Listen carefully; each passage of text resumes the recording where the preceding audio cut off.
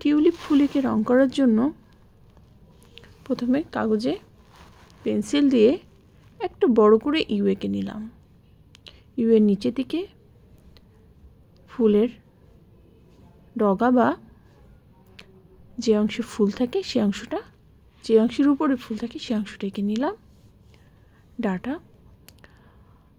এখন ইউ এর উপরের অংশ থেকে ফুলের পাপড়িগুলো এঁকে নিচ্ছি। দুই পাশে দুইটা পাপড়ি এঁকে মাঝখানের অংশে আর একটা পাপড়ি এঁকে নিলাম। সাইডের পাপড়িগুলো এঁকে নিচ্ছি। মাঝখানের পাপড়িটা দিয়ে দেব। এগুলো সবই অনেকটা ইউ শেপের মতো, উল্টা একটু ইউ শেপের মতো দেখতে।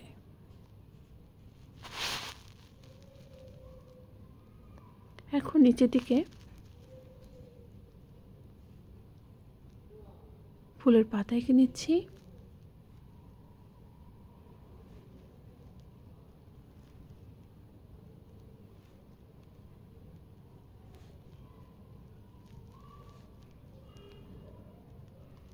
সাইডের পাতাটা এঁকে নিচ্ছি।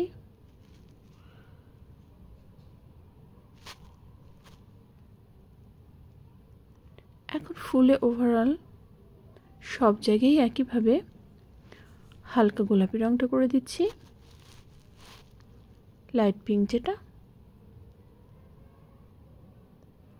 এখন ফুলের সামনে পিছনের যে পাপড়িগুলো বা পিছনের যে অংশগুলো বা একটা পাপড়ির নিচে আর একটা পাপড়ি, যে পাপড়িটা সেই পাপড়িতে একটু গাঢ় রং করছি।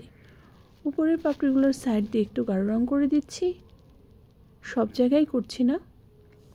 উপরের পাপড়ি যে উপরের অংশটা একেবারে সেখানে একটু হালকা রঙই রাখছি।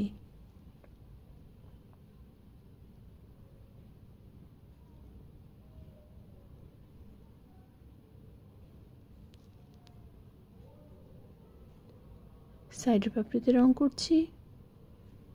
তাহলে কিন্তু ফুল আস্তে আস্তে কমপ্লিট হয়ে যাচ্ছে।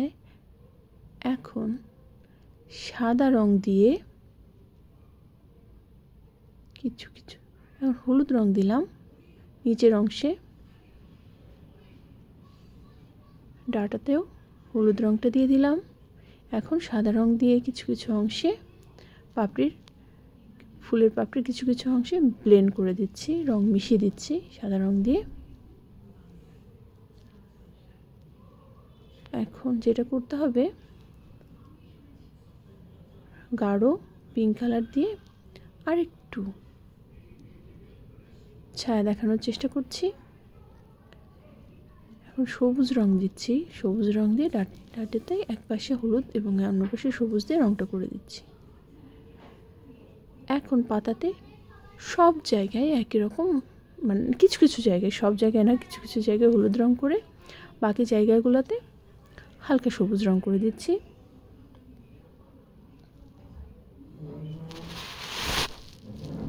করে দিলাম। এখন হালকা সবুজ রং করে গাঢ় সবুজ দিয়ে নিচের পাতাগুলো বা নিচের অংশ ভিতরের অংশগুলোতে গাঢ় রং করে দিচ্ছি।